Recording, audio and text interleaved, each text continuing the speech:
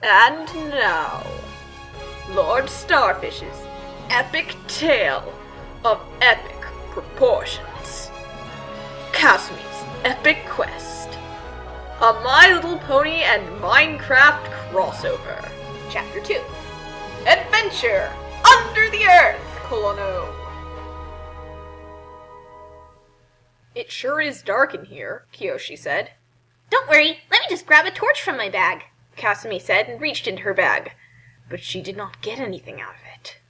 Kasumi proceeded to scream uber loudly and said, "Oh no! My bag doesn't work in here! Specifically in here! It would work fine if we weren't under this specific mountain, though!"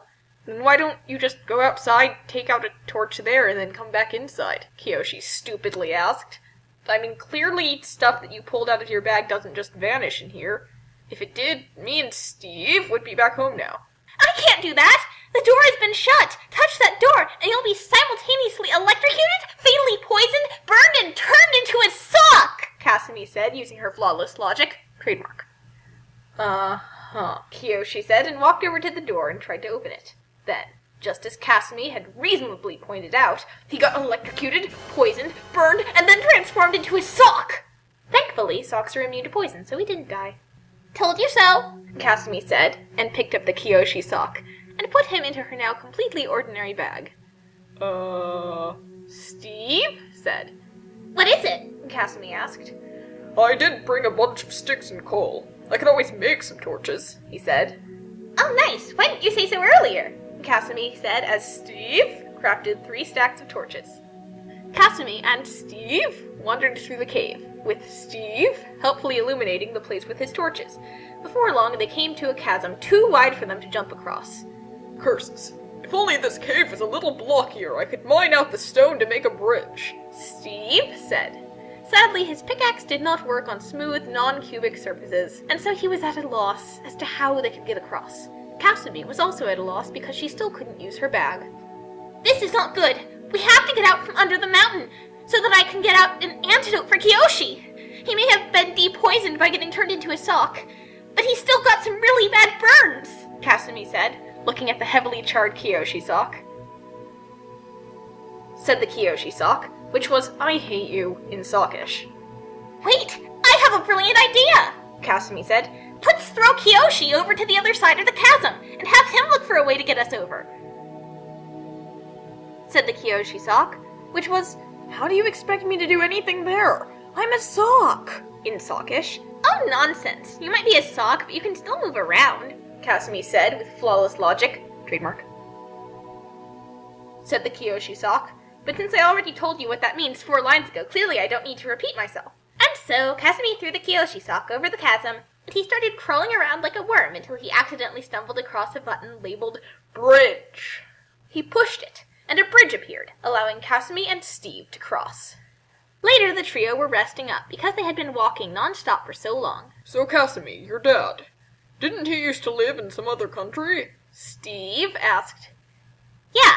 He told me he wasn't exactly the nicest guy around there, so people didn't like him very much. But a friend of his eventually convinced him to turn over a new leaf," Kasumi said. Said the Kiyoshi sock, which was, "I can imagine. That guy's weird. So what was that other country he used to live in anyway?" In Sockish. I don't quite remember. Something starting with E. It was pretty far away, though. That much I remember," Kasumi said.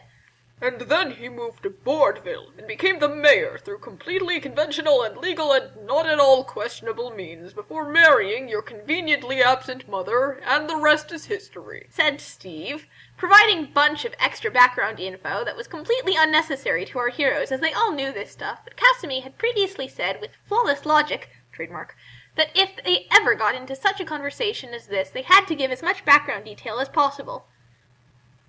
And then some random shit appeared. By which I mean, a gigantic poop monster showed up in front of them. "Oh no! It's a random shit!" Kasumi said. "Steve, you have to fight off the random shit!" "Why me?" Steve asked. "Because Kiyoshi is a sock and I can't use my bag that holds everything, so I have no rubber bands. Duh!" Kasumi said, applying completely normal and conventional logic. Trademark. "Oh, Steve said, and pulled out his diamond sword and charged at the random shit. Steve then won easily because the random shit was pretty shit at fighting. Or actually, it turned out that the random shit wasn't even planning to attack them at all, and so that made Kasumi feel pretty shit about telling him to kill it. Sorry about that, Kasumi said to the random shit. Oh, it's okay. Most people tried to kill me on sight anyway, the random shit said. Anyway, shall I show you the way out of the mountain? That would be nice, Kasumi said, and then the random shit gestured for them to follow it down a stairway. Then they kept going deeper and deeper and deeper and deeper and... You get the idea, said Kiyoshi-sok, which was, hey, wait a minute, we want to get out to the surface. Why are you taking us downwards? In Sokish. This is a shortcut, said the random shit. And then after going deeper some more, they found themselves in front of a big, blocky portal. Wait, could this be? Steve said, This is a portal to the Minecraft world. Go through here and you'll be able to travel much easier to the outside of the mountain, and also your bag that holds everything will work again, the random shit said. Why, thank you, random shit, you're so kind, Kasumi said before giving the random shit a hug, except then she immediately regretted it because seriously, she just hugged a poo. Then they went through the portal and found themselves in the Minecraft world, where Kasumi promptly leapt into the nearest lake. Said the Kiyoshi-sok, which was, okay, so now we're in the Minecraft world, your bag supposedly works again. Could you please put me back to normal now? In Sokish. Oh, sorry, Kasumi said, and pulled a de-sockifier and a band-aid out of her bag, putting Kiyoshi back to normal and healing his burns and electrocution. In fairness, though, I did warn you this would happen, Kasumi said. I hate you, Kiyoshi said. You know, this is the first time you've been to my world, isn't it? Steve said. Yeah, it sure is blocky, Kasumi said. Oh, sure, it would seem that way to you non-blockies, but to me, your world is the one that seems bizarre and disorienting. Steve said.